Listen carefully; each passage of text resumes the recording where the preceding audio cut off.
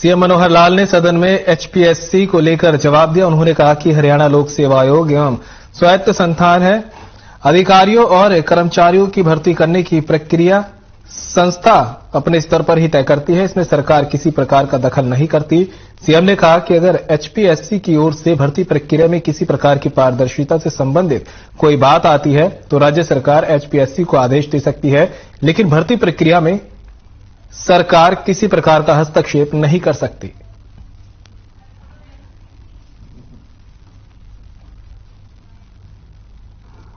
Advertisement के साथ ये एचपीएससी अपने आप में एक ऑटोनोमस बॉडी है। Selection of officers and civil servants, उस नाते से वो अपना प्रोसीजर अपने आप तय करते हैं। अपने आप तय करते हैं, इतना है कि ट्रांसपेरेंसी अगर नहीं है, कोई उसमें कोई गड़बड़ हुई है, तब तो हमको कह सकते हैं ट्रांसपेरेंट नहीं है। लेकिन किस प्रकार का वो एग्जाम लेंगे, कैसे लेंगे, क्या क्वेश्चन है, उनके अपने पाठ्यक्रम होते हैं और वो पाठ्यक्रम पब्लिश करते हैं एडवर्टाइजमेंट के साथ कि ये पाठ्यक्रम है। उस पाठ्यक्रम के बाद जब उतना समय होता है कि उसके हिसाब से वो तैयारी करते हैं। अब वो ऑब्जेक्टिव लेंगे, लिखित लेंगे, ये काम एचपीएससी का, उसमें हमारा कोई इंटरफेरेंस नहीं है।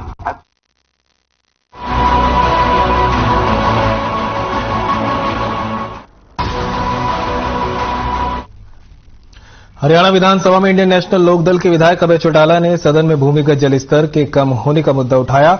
उन्होंने कहा कि प्रदेश के कई हिस्सों में डार्क जोन बन चुका है, यहां ट्यूबवेल नहीं लग सकते। अगर वहां नहर का पानी ना हो तो वहां किसान क्या करेगा। कागजों पर कई योजनाएं शुरू की गई, लेकिन धरातल पर कुछ नहीं हुआ। इस बीच जब इनेलो विधायक के बातचीत के लहजे पर विधानसभा अध्यक्ष ज्ञानचंद गुप्ता ने उन्हें रोका तो दोनों में तीखी बहस शुरू हो गई। अपने तीखे व्यवहार के लिए जाने जाने वाले अभय चौटाला विधानसभा स्पीकर यानी चेयर से बहस करने लगे, जिसके बाद हरियाणा विधानसभा के अध्यक्ष ज्ञानचंद गुप्ता ने कथित असंसदीय आचरण को लेकर इनेलो के इकलौते विधायक अभय सिंह चौटाला को शेष दिन सदन की कार्रवाई में शामिल होने से रोक दिया। बता दें कि 1 महीने के अंदर यह दूसरी बार है जब इलाहाबाद विधायक को सदन द्वारा निलंबित और नामित किया गया है।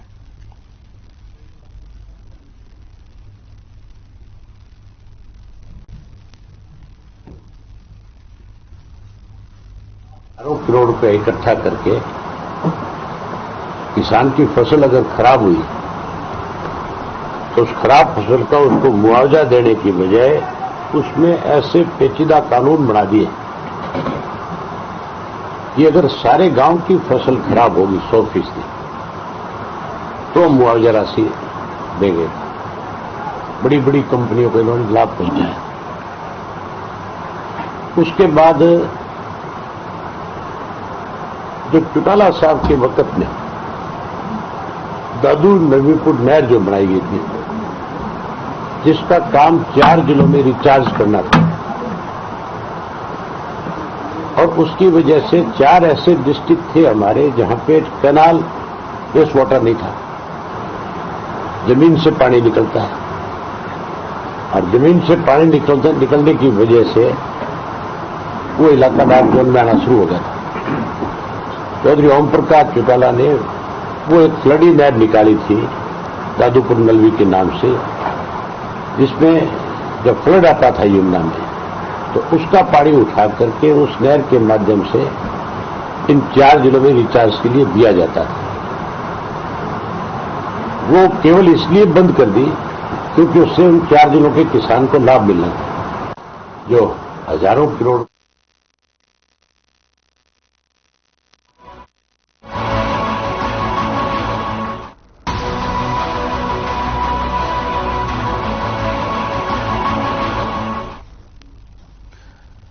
हरियाणा विधानसभा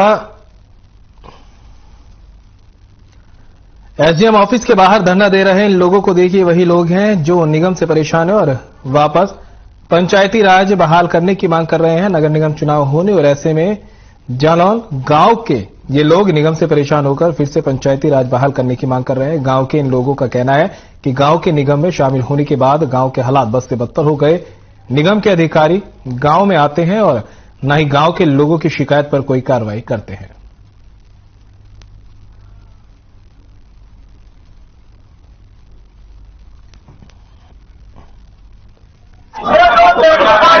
जो भी फैसला लेती है वो जनता से पूछ के लेती है। अब हमारे गांव में किसी आदमी से ये नहीं पूछा गया कि हम आप परिषद में मिलाए जा रहे हैं। तो हमारे गांव की तो एक ही मांग है कि लोगों की जनगणना करके, लोगों की मर्दमशुमारी करके, लोगों एक एक आदमी से पूछ करके ये बताया जाए कि भाई वो ग्राम पंचायत के अधीन काम करना चाहते हैं या परिषद के अधीन। अनुसंधान बैठ गए उस पर, और सवाल ये है क्या कि 12-1 बजे तक हम यहाँ हाजिर हो लिए हैं, लेकिन फिर भी कोई अधिकारी यहाँ पर नहीं है। लेकिन सरकार का काम कैसे चले, और हम इसका विरोध कर रहे हैं जिला परिषद का और नगर परिषद का।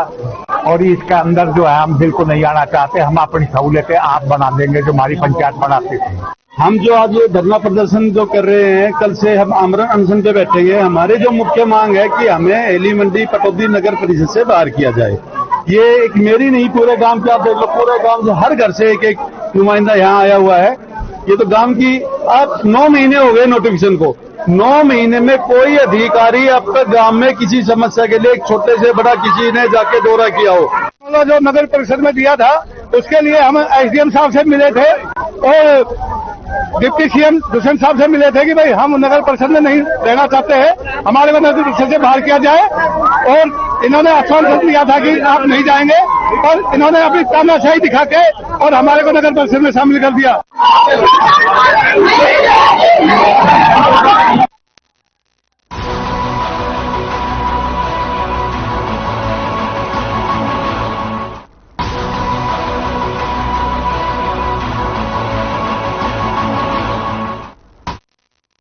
हरियाणा में सफाई कर्मचारियों की हड़ताल के दौरान ठेके पर रखे गए कर्मचारी अपने वेतन के लिए परेशान हो रहे हैं। इसी को लेकर फरीदाबाद में 100 से ज्यादा कर्मचारियों ने नगर निगम मुख्यालय पर प्रदर्शन किया और अपनी बकाया राशि भुगतान की जाने की मांग की। ये वे कर्मचारी हैं जिन्हें नगर निगम कमिश्नर ने अक्टूबर 2022 में सफाई की व्यवस्था सुचारू रखने के लिए लगाया था।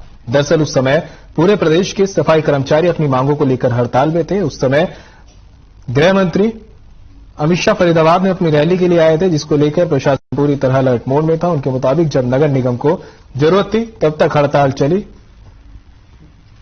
तब तक नगर निगम ने इन कर्मचारियों से काम चलाया और जैसे ही हड़ताल छुट्टी इन लोगों की कर दी गई।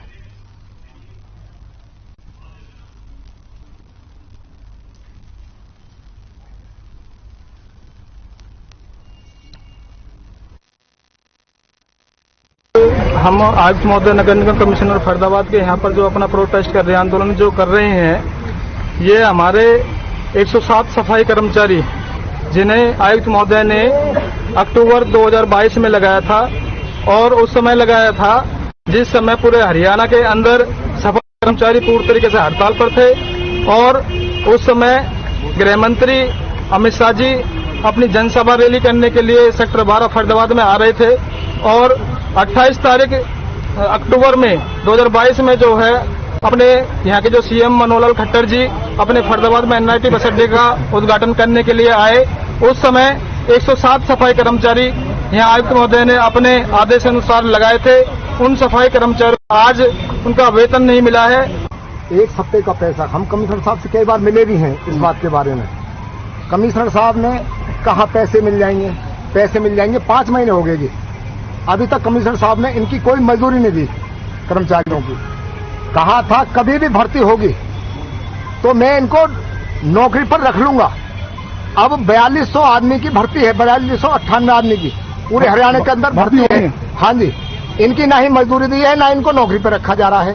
हमारी ये मांग है इनकी मजदूरी भी दी जाए, और जो बुरे वक्त में काम किया है सरकार के, जब पूरे हरियाणा के अंदर हड़ताल थी, ये अखिल भारतीय सफाई मजदूर संघ सरकार के साथ मिलकर काम कराता है।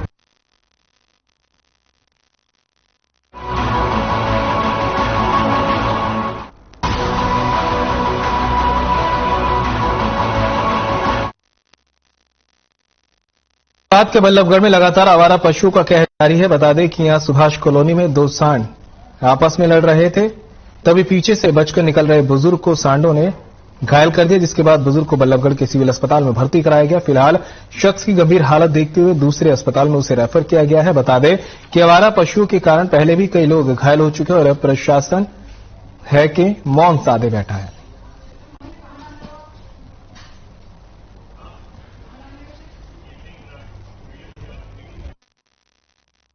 इसमें साहब एक बुजुर्ग आया घायल अवस्था में, क्या कुछ पूरा मामला है देखा जाए? देखिए, जो मेरे पास जो मरीज आया है बिल्कुल खास उनकी उम्र होगी, कोई 60-70 के आसपास की उम्र होगी। उनको 2 अनजान व्यक्ति उनको लेकर आए हैं और मुझे पता ये लगा है कि उनको सिर में चोट आई है, गहरी चोट आई है और बेहोश भी हैं। और ये सुनने में आया है कि जो चोट लगी है वो किसान के अटैक से चोट लगी है उनको। फिलहाल कैसी कंडीशन है? देखिए, कंडीशन अभी ऐसी कि पेशेंट जो अभी होश में नहीं है और सिस्टम की काफी ब्लीडिंग हुई है और हम उनको अपना फर्स्ट एड ट्रीटमेंट करके उनको हायर सेंटर भी भेज रहे हैं, जिसके सीटी स्कैन होना भी आवश्यक है। ये जैसे आए और वहाँ बाजार लड़ रहे थे तो इन्होंने ऐसे बच के चले तो बाजार में इनके टक्कर मारी। कौन सी जगह की बात है? ये 3 जगह मांगली में बल्ला बल्ला इनके घर के पास था। कौन सी जगह है इनका घर? इनकी वो सुने सुभाष कॉलोनी। सुभाष कॉलोनी में।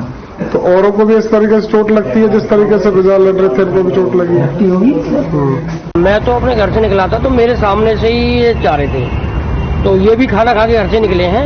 और हमारे यहाँ एक पानी की टंकी है, वहाँ पे ये जैसे ही रोड पर पहुंचे तो 2-4 साड़ों में लड़ाई हो रही थी। जैसे ही वहाँ साड़ों में झगड़ा हो रहा था तो ये साइड से बचने की कोशिश करी, इन्होंने निकले थे, एक साड़ ने इनको उठा के पटक दिया और इतना तेज मारा उसने कि इनके कान से भी और सिर में से भी मतलब जो है खून आने लग गया। कैसी कंडीशन है? अभी तो कंडीशन सीरियस है, अभी तो बोल भी नहीं रहे बिल्कुल।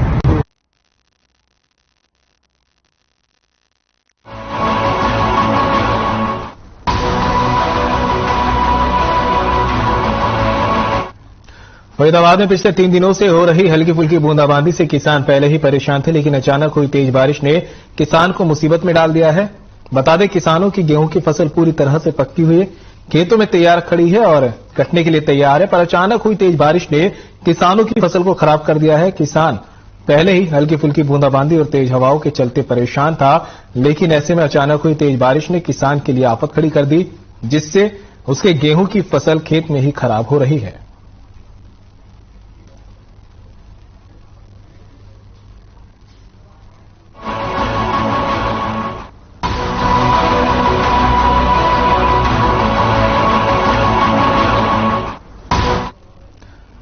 फरीदाबाद में मौसम के बदलाव को देखकर नींबू के रेटों में गिरावट देखने को मिल रही है। जो पहले 160 रुपए किलो थे अब 120 रुपए किलो हो गए हैं, तो वहीं 40 रुपए का अंतर देखने को मिला है। वहीं जब दुकानदारों और ग्राहकों से बातचीत की गई तो उन्होंने बताया कि 2-3 दिन में मौसम में बदलाव के कारण नींबू के रेटों में गिरावट हुई है। पहले 160 रुपए किलो बेचे जाते थे और अब 120 रुपए किलो बेचे जा रहे हैं। जिस तरह से गर्मी बढ़ेगी तो नींबू के रेट भी बढ़ेंगे, क्योंकि गर्मियों में नींबू की ज्यादा डिमांड रहती है। वहीं ग्राहकों की माने तो नींबू अभी भी महंगे थे, जो 120 रुपए किलो के हिसाब से खरीदे पहले 160 रुपए किलो बिक रहे थे, तो मौसम में बदलाव की वजह से 40 रुपए का अंतर देखने को मिला।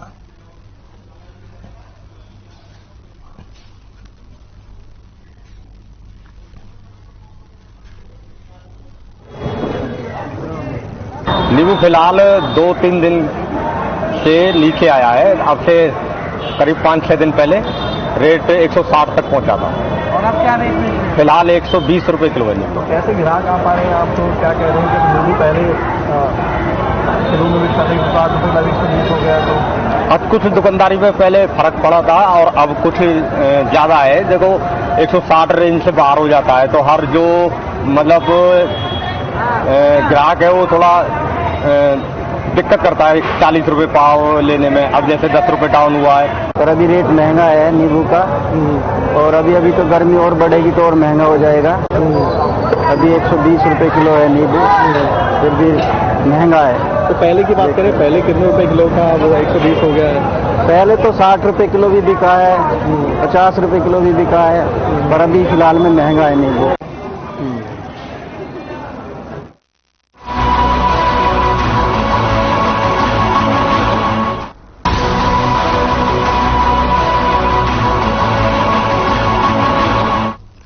फरीदाबाद में आवारा कुत्तों का आतंक लगातार बढ़ रहा है। बता दें, राजीव कॉलोनी में 3 साल की मासूम को आवारा कुत्तों का शिकार वो हुई है।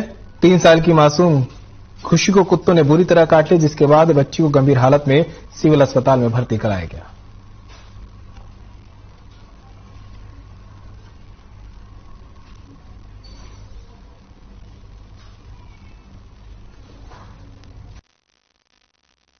देखो, जो आवारा कुत्ते डोल रहे हैं, जो एक गलियों में रहते हैं, उनसे दिक्कत बहुत आती है। कई बार क्या होता है, आज दुर्घटनाएं कई बार हो रही है। सामान्य बच्चे छोटे छोटे जाते हैं गलियों में, उनको नोच के खा जाते हैं। कई बार कुत्ते अबोध जानवर होते हैं, ये भी पागल हो जाते हैं, तो ये किसी पे भी हमला कर सकते हैं। और शायद मुझे लग रहा है कि पालतू जानवरों के लिए तो स्कीम सरकार द्वारा, सेंटर द्वारा लागू की गई है, और मैं तो चाहता हूं कि आवारा कुत्तों के लिए भी कोई स्कीम या पॉलिसी ऐसी लागू हो कि इनके लिए भी कोई दिशा निर्देश सरकार द्वारा तय हो। आवारा कुत्ता आज के समय में उन्हें वैसे तो हम स्ट्रीट डॉग न कह के कम्युनिटी डॉग्स कहते हैं, हमारी कम्युनिटी का एक हिस्सा है। लेकिन दुर्भाग्यपूर्ण घटना ये होती है, जो वो कुत्ते पागल हो जाते हैं या रास्ते चलते हुए मोटरसाइकिल पर किसी को दौड़ते हैं और उनसे कोई एक्सीडेंट के चांसेस होते हैं और किसी को काट भी लेते हैं। कई ऐसी घटनाएं हुई जिन्होंने कुत्तों ने काट लिया। संयोग से एक बार मेरे खुद भी काट लिया कुत्ते ने। तो मेरा यही निवेदन है, ये अपील है कि प्रशासन इस पर ध्यान दे और इसको आगे कोई रास्ता निकाले।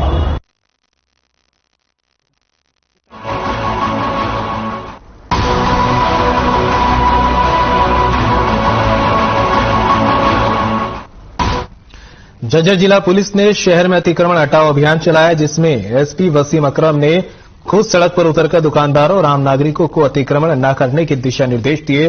साथ ही बाजारों में स्थित बैंक के अधिकारियों को भी अतिक्रमण न करने के दिशा निर्देश दिए गए। इस दौरान एसपी ने कहा कि उन्हें लगातार लोगों की शिकायतें मिल रही थी। दुकानदारों की ओर से सड़क तक दुकानों को बढ़ा लिया गया है और अतिक्रमण के कारण लोगों को आने जाने में दिक्कतें हो रही है। आए दिन जाम की समस्या बनी रहती है, जिस वजह से घंटों लोगों को जाम में फंसे रहना पड़ता है। आगे का कि अतिक्रमण ना हो, इसके लिए आम नागरिकों को खुद जिम्मेदारी लेनी होगी ताकि यातायात को सुचारू रूप से चलाया जा सके।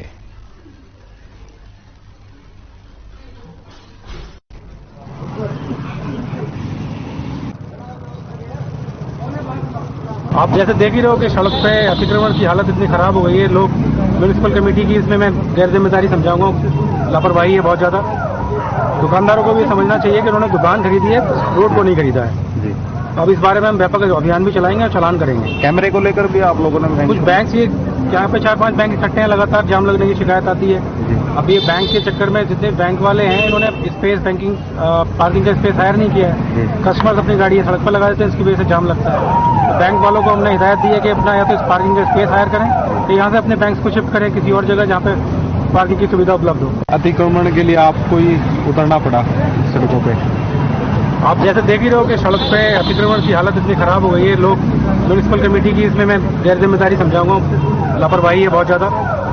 दुकानदार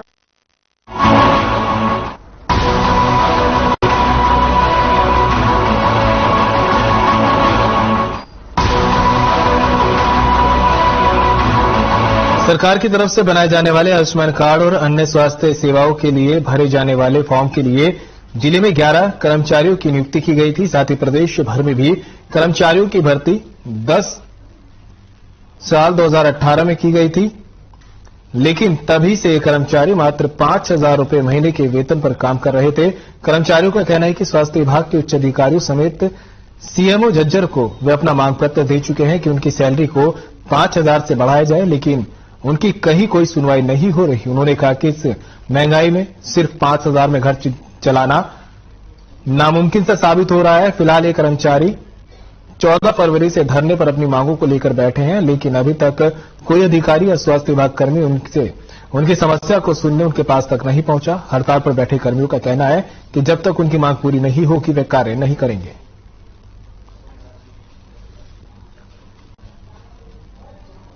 यहीं से और एसपी जो सर हमारी 5,000 सैलरी है, हम 2018 से काम कर रहे हैं। ना तो कुछ बढ़ता है ना और कुछ ना टाइम पीरियड है वो कम कर दिया। पहले 24 घंटे का था, फिर 9 से 5 की ड्यूटी अब पार्ट टाइम कर दिया हमारा।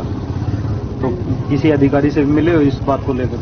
हाँ जी, हम पंचकुला भी कई बार गए हैं, वहाँ पे भी लेटर दिया है। सीएमओ ऑफिस में भी अब 14 तारीख को हम लेटर दे के आए हैं। पहले भी 3-4 बार दे चुके हैं।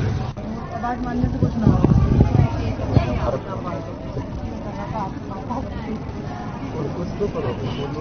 कल बोलेंगे आशा वर्कर हो रहा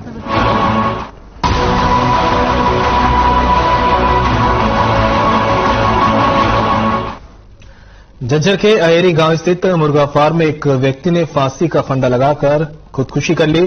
सूचना के आधार पर पहुंची पुलिस ने बताया कि मृतक ईश्वर सिंह राजस्थान का रहने वाला था और मुर्गा फार्म में काम करता था। बताया गया कि ईश्वर ने रात के समय अधिक शराब का सेवन किया था, जिसके बाद उसके परिचित उसे घर जाने से मना कर रहे थे, लेकिन जब रात के समय में परिचित उठे तो उन्होंने ईश्वर का शव फंदे से लटका हुआ देखा, जिसके बाद उन्होंने पुलिस को सूचना दी। पुलिस ने शव का पोस्टमार्टम कराकर परिजनों को सौंप दिया है और मामले में आगे की जांच शुरू कर दी है।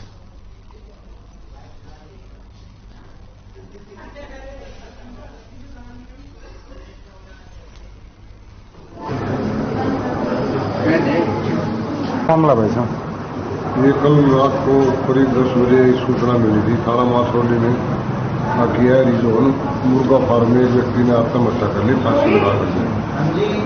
उसके मरने वाला जो है राजस्थान का ईश्वर सिंह दुआ का है, जिसकी एज है करीब 28 वर्ष, शादीशुदा है, 4 बच्चे हैं।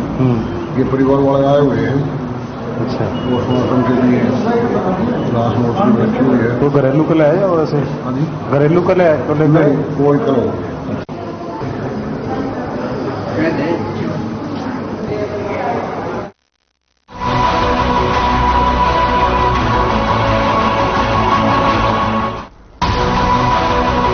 आज मंडी में सरसों की फसल की सरकारी खरीद शुरू नहीं हुई। बहादुरगढ़ की मंडी में 6 किसान अपनी सरसों की फसल लेकर पहुंचे।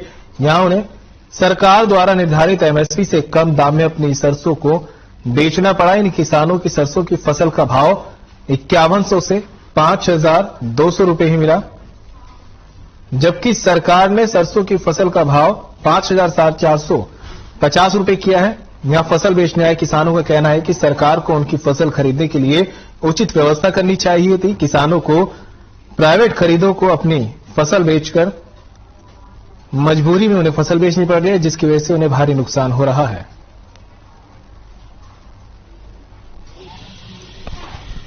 खरीद के लिए पूरी तैयारी कर ली गई है। किसान अभी नहीं आ रहे हैं क्योंकि मौसम खराब होने की वजह से सरसों गीली है। 2-3 दिन के बाद और किसान आने शुरू हो जाएंगे और उनकी आज कोई खरीदारी क्यों नहीं हुई? आज मार्केट कमेटी एफएड के पास भी कुछ नहीं था। एफएड वाले बता रहे हैं कि भी आज मीटिंग है, हमें मीटिंग में जा रहे हैं, वहाँ पे हैंडलिंग चार्ज का वो कर रहे हैं। नहीं होगा तो खरीद चालू कर रहे हैं। नेफेड खरीदेगी या नेफेड को बोल खरीद के लिए पूरी तैयारी कर ली गई है। किसान अभी नहीं आ रहे हैं क्योंकि मौसम खराब होने की वजह से सरसों गीली है। 2-3 दिन के बाद और किसान आने शुरू हो जाएंगे और उनकी आज कोई खरीदारी क्यों नहीं हुई? आज मार्केट कमेटी एफएड के पास भी कुछ नहीं था। एफएड वाले बता रहे हैं कि भी आज मीटिंग है, हमें मीटिंग में जा रहे हैं, वहाँ पे हैंडलिंग चार्ज का वो कर रहे हैं। सरकारी खरीद नहीं हो रही जी, प्राइवेट खरीद हो रही है। सरकार का कोई बारदाना नहीं आया, ना कोई अभी उनकी कोई गाइडलाइन आया कैसे क्या खरीदेगी। आड़तियों के साथ कोई बैठक हुई? आड़तियों के साथ कोई बैठक नहीं हुई जी। ये नहीं पता कि वो आड़तियों के थ्रू लेगी या सीधा नेफेड के थ्रू लेगी। हमें इस बात का भी हमें कोई साफ नहीं किया। कमीशन कितना मिलेगा क्लियर? कमीशन का हमें यही नहीं पता। अभी तो आड़तियों के थ्रू लेगी क्या नहीं लेगी, तो कमीशन की कोई बात ही नहीं है। अभी कोई अधिकारी नहीं मिला। करीबन 25 क्विंटल सेक्शन में। किस टाइम आए थे? मैं तो 9 बजे का आया हूँ। खरीदने के लिए कोई नहीं अधिकारी नहीं आया। तो कैसे कि सरकार को बेचेंगे, प्राइवेट बेचेंगे? जो ज्यादा पैसे देगा उसको बेचूंगा, चाहे सरकार दो चाहे आड़ती। सरकार तो खरीद नहीं रही ना, कहाँ है अधिकारी? नहीं दे रही तो मैं तो आड़ती को दे दूंगा। मेरे को तो बेचनी है, घर पे क्या करूँगा मैं इसका। अब जिम्मेदारी भी हार के ये प्राइवेट बेचना चाहिए। प्रदेश भर में 15 तारीख से शुरू होगी थी, आज 20 तारीख को यहाँ होनी थी शुरू। यहाँ कोई नहीं आई खबर अब तक। कोई अधिकारी नहीं आया अब तक? ना कोई अधिकारी आया जी, ना कोई खबर लगी अब तक। हैफेड को मिलेगी क्या लेगी? हैफेड को खरीद करनी थी यहाँ पे। हैफेड के अधिकारी आए बात करने के लिए? आड़तियों से कोई बैठक नहीं? कोई बैठक नहीं। किसान आ रहे बेचने के लिए? हाँ, किसान बेचने आ रहे हैं, प्राइवेट बेच रहे हैं। क्या भाव चल रहा है? प्राइवेट यही 5450, 5100, 5200 लगभग। हम लोग तो कैसे बेचेंगे अभी? बढ़िया बेचेंगे और कैसे बेचेंगे? तो उससे तो नुकसान होगा आपको। नुकसान होगा, वो अपना भुगतान मजदूर का चीज करा उन्हें भी पीछे जाए सरकार प्राइस जाए तो बेच ही जाएंगे। बेच के जाएंगे। सरकार को करनी चाहिए थी ना व्यवस्था। कोई सुनाई नहीं है हमारी, कौन सुनाई कराए जिम्मेदारी।